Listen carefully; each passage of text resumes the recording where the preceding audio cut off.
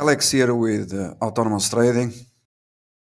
This is the company I warned the investors that they were going to see a significant short squeeze because everyone thought that COCA, it will be, a similar case to eventually Heinz.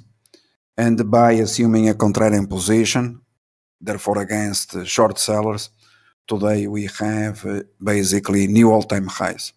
So congratulations to everyone. Notice that the bottom in COCA, it was coincident with my call in the markets at $170. Today you have $250. Short sellers are covering with massive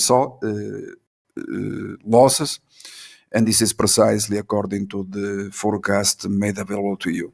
Therefore, COCA is not Heinz. Short sellers, they were wrong. And these crocs like Jeffrey Gundlach, they turned bearish the stock market precisely at the bottom in December 2018.